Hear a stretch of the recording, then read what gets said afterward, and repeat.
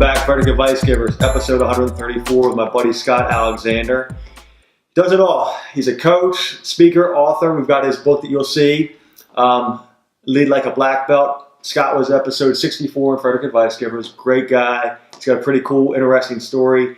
He loves helping other people. What I love about Scott is his desire to help others achieve their maximum self, right? Yep. Self-impact, right. Business success, whatever you want to call it. Awesome. So Scott was nice enough to come back, join us. Another entrepreneur, just like Alina we had last week. Being an entrepreneur or a small business owner, you don't have a storefront. So we're shooting this again in our office. Absolutely. All right, Scott. So how would you describe yourself? Who are you, and what's your origin story?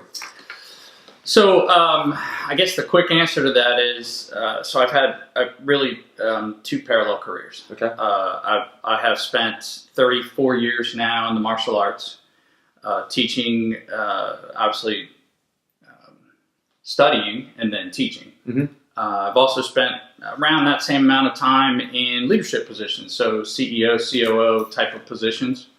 And I took those two about 4 or 5 years ago. I combined what it was that I was doing. At the end of the day, what I do is I develop people. Okay. I mean, that was true when I was in a CEO role, and it was true as a sensei in martial arts. And so I wrote the book, and it has led me to all of the business and executive coaching that I'm doing, working with people to try to take them down their path that they're supposed to live. So you're teaching and coaching because you come from a martial arts background, and I know both my boys did karate for years. Yeah. It's a mindset, right? It is a mindset. So you're teaching a mental aspect, or you're teaching strategic A to B to C to D? Well, like if I hired you to coach our company, our partners, what type of training would we get?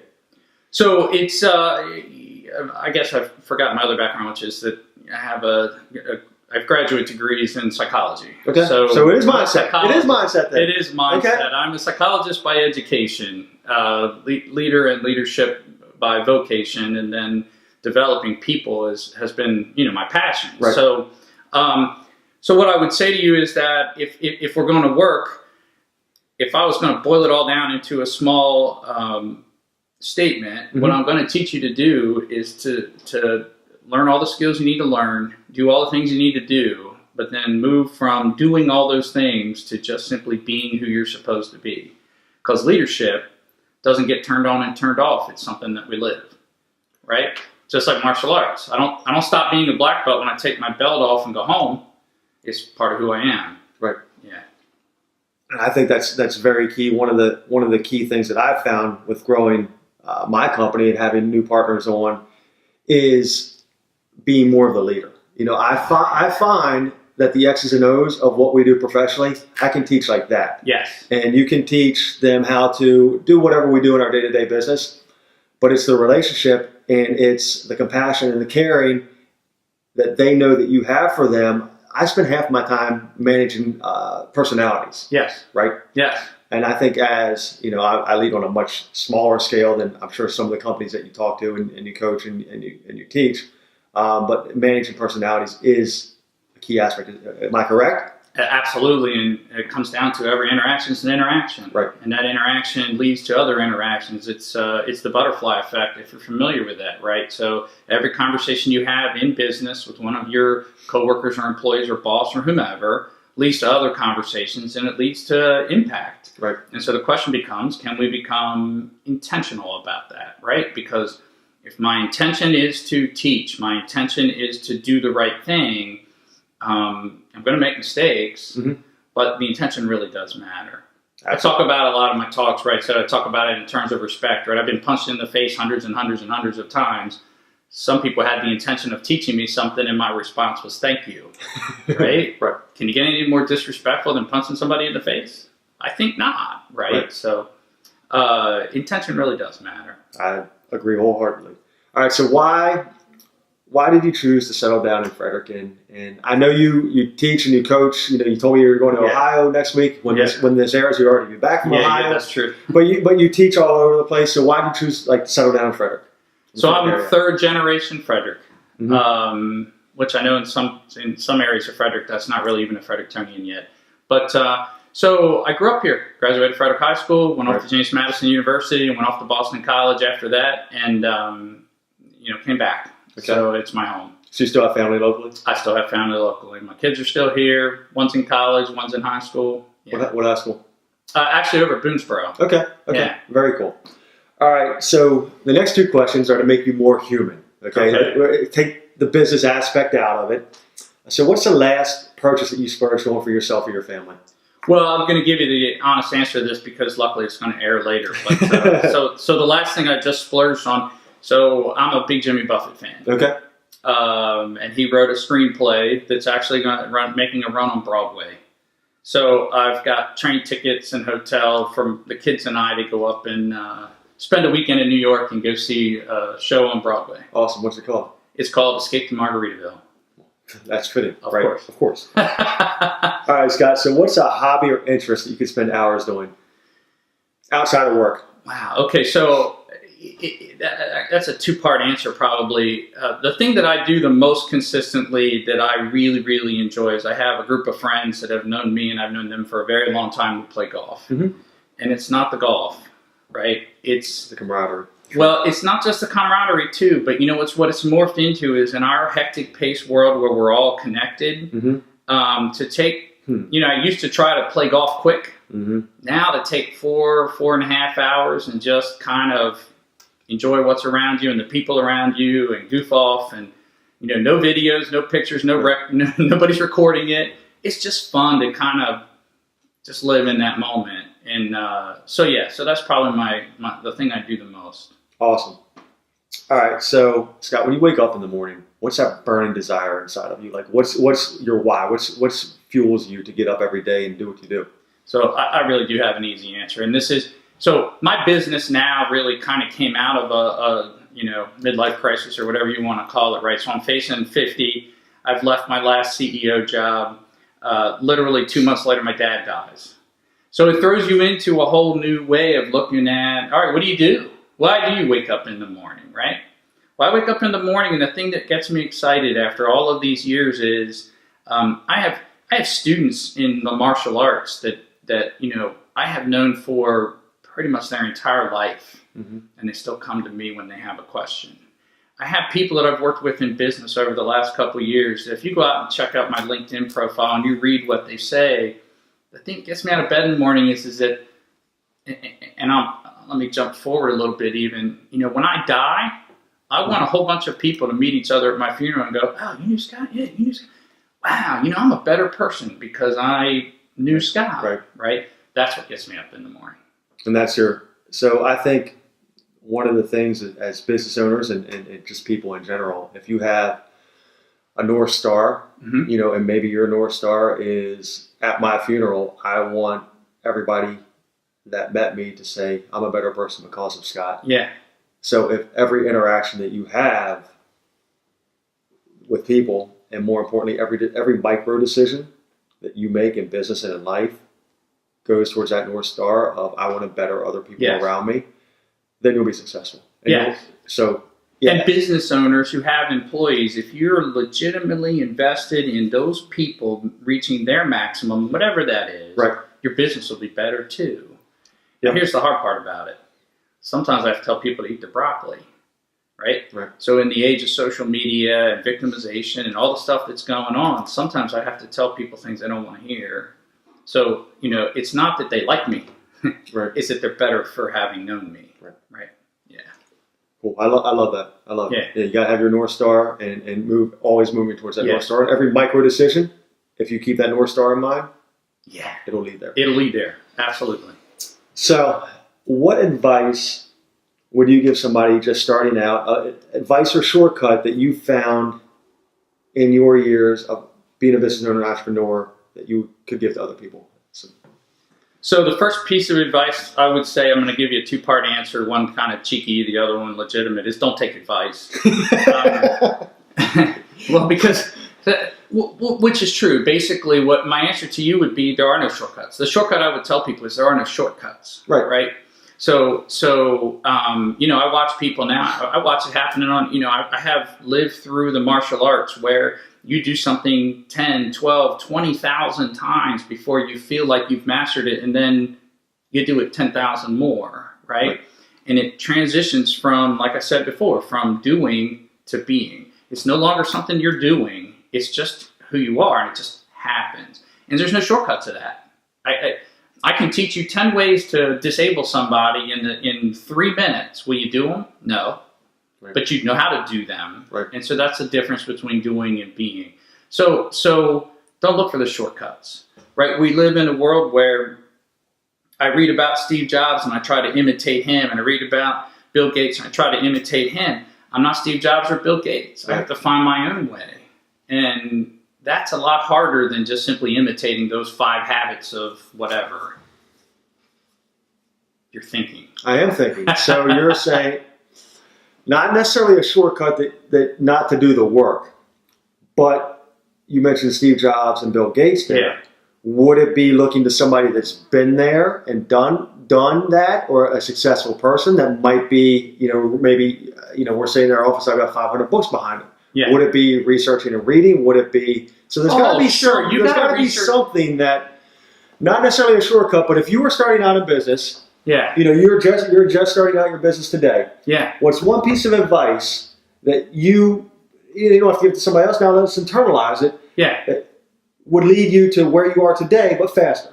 Okay. I'll accept that one. So there are no shortcuts. Okay. You have to work hard. Right. But then the thing that's important, you have to read. You're constantly improving. You commit to a path that is constantly transforming and getting to the next place, whatever that is for you, right? Whatever your definition of success is, whatever your priorities are. And so you commit to that, but there are no shortcuts. So you have to work hard. You have to keep going. And then when you get to a certain place, and you've read a lot of books, I've read a lot of books, we live in a culture that kind of celebrates celebrity or success. Right. You can't just imitate them. They found their own path. You have to find yours. Right. And that's where I think sometimes we fall short, because if I'm trying to be everything that everybody else did, then I'm not being me. And the key is figure out you. Right. I'm with you. Yeah. All right. So hopefully you can answer. It might have an answer for this question. What's a bad piece of advice?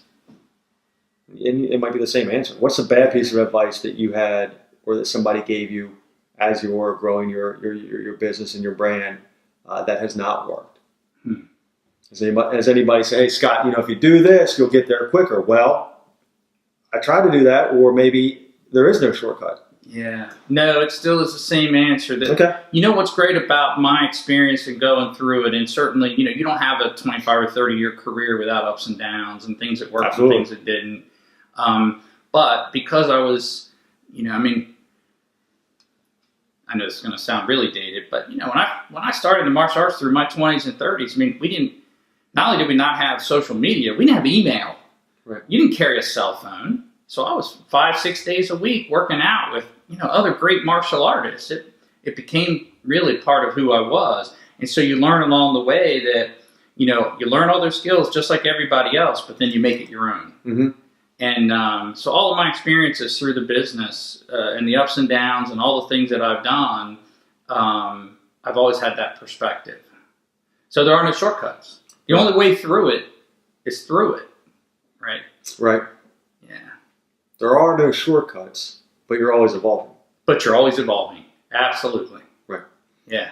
All right, so in the last 3 years, Scott, what's one choice that you've made that's led you to today and the success that you're having? Well, certainly the book, which is fascinating, and probably if I was, completely honest, I know you're going to have some people watch this, but so about 6 months after I wrote the book, I was asked to contemplate going and speaking in Vegas for a Fortune 500 company for their annual conference. So hundreds and hundreds and hundreds of people. And, as an entrepreneur, the first answer is always yes, right? But it certainly was not something I contemplated and said, ooh, that sounds exciting. It was, certainly made me nervous. Right. So if I was to pinpoint a decision, it was my decision that I obviously spent enough time on, and I finally said, you know what? It's going to make me uncomfortable. I'm going to come out on the other end better than I am today. I'm going to do my best to deliver. But instead of saying no and taking the easy road, I kind of powered through it. It's just led to opportunity after opportunity after opportunity. Right. Absolutely. Awesome. All right, so you're episode 134. Have interviewed 133 other people, other guests. I get to sit and ask you questions. I think, every entrepreneur and business owner that I interview, I get to take out snippets to use in my business or to use in my personal life. Yeah. I want to flip the script. What's a question that you have for me? Mm-hmm. So what drives you? What drives me is to be a good example for my kids. Okay, and I'm not perfect. Far from perfect. No one is. But at the end of the day, and this goes back to what we're doing with the Impact Club. I'm sure if you're familiar with the Impact Club.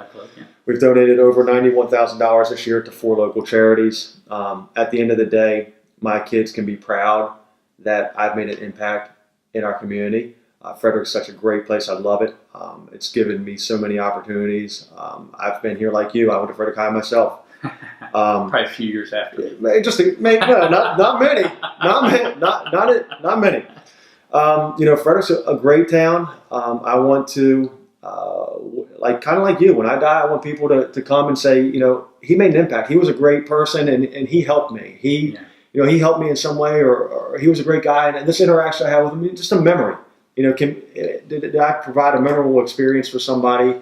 But more importantly, did I leave a legacy where my kids are proud? Like, they don't care what I do professionally. Right. Like, what I do professionally doesn't matter. No. Getting you on here, getting other business owners on here, what I can help you share your story with your audience, maybe help you in some way. Maybe somebody's watching this and now you have a speaking engagement after this. Right. So I've helped you. Same thing with the Impact Club. We're helping local charities. So if I can leave a legacy and help others, that's my why. Awesome. Cool. All right. Thanks for sharing. Thanks. I appreciate that. So what's a failure or loss that has helped mold you and set you up for success? Failure or loss. So, sorry to reframe your questions every time, but so a really interesting lesson that I learned, again, a long time ago, and I'll give you a quick example from martial arts, right? So 2 black belts that have been training for 15 years and they fight, right? Who wins and who loses? Well, actually, what you're looking for is the person who can really kick your butt, because that's where you learn. And so one of the things that we transform into is winning and losing kind of become meaningless because they happen and they go. And in the course of a 5 or 6 minute fight, you get hit, you give some hits. But at the end of the day, when you compare notes, if I've learned something, then I won, right? So as I look back at things that didn't go the way I anticipated or the way I wanted them to, I don't see it as a loss or a failure. I really don't. And I know that we kind of like to look in these dichotomies. Mm-hmm. The question is, did I bring something forward with them? And I did. And so just like you, just like anybody, we all have things that go the way we anticipated and things we didn't. How we respond to them, right, intellectually and emotionally, changes our. So you don't look at it as a specific loss. You don't look at it specific. You look at it as a learning experience. It really has to be, isn't it? Is that how you look at it? I like that. I like that. And I don't disagree with you. Yeah. So I guess that means I agree with you. Awesome. So I love when people agree with you. Yeah. So I mean, life, business, anything, it's minor setbacks. Maybe not loss, but you do. I mean, there are setbacks in life.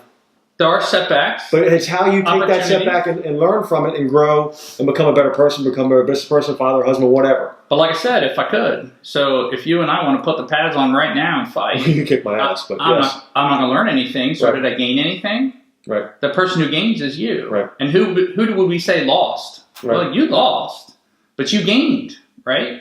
In the end, in the long scheme of things, I'm the loser because I put myself at risk and gained nothing from it, right?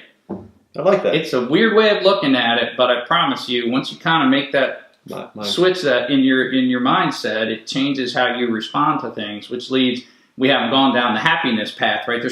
I've worked with plenty of people who have a lot of money, who have great success, who have great things, and they're not happy. you know? And so that's what it is, right? Happiness is a state of mind. Right. You know, we all want to make more money. Who doesn't, right? We all want to have a better life-work balance, whatever it is that we're working toward. Still, ultimately, when it comes down to it, is how we perceive it is what leads to happiness. So, Scott, where do you see yourself in 3 years and then in 10 years? Wow. So this may sound scary to people, but which relates back to one of your question about loss or failure. So when I made the shift and I wrote the book, and the book published intentionally on April Fool's Day a few years ago. Okay. I didn't know what I was doing on April 2nd. And it was very uncomfortable for me. It was very scary for me. But it was, again, something I intentionally decided I was going to not overplan. I was going to take what got thrown my way. And like I said, 9 months later, I'm standing on stage in Vegas talking for a Fortune 500 company whom I had no idea I would ever get there, right? And so there's this openness to the journey forward. I can tell you what I hope for. I hope that I'm at a place where as I work with people who say they are in a better place because of working with me, it leads me to more and more opportunities to meet people that I have the opportunity to have a positive impact because I love what I do. Awesome. So how would our listeners, Scott, find you, get your book, if they're a corporation or a company and want to have you in to coach and or talk to their employees? Coach, speak, train, whatever you need. So how do they get a hold of you? Yeah. So the easiest way is you can hit my website, scottmalexander.com. Book's available on Amazon. Go in there and search for Lead Like a Black Belt. I'm on Twitter and I'm on Facebook. The book actually is on Facebook under Lead Like a Black Belt. I mean, you can Google search me, you'll find me. Okay. Scott, thanks for joining us today, man. Thank you. I appreciate the opportunity as always. That was good. I liked how we went in different paths there. Yeah. Good. Guys, that was episode 134 of Frederick Advice Givers. Scott Alexander, author, coach, speaker, Lead Like a Black Belt, and we are out.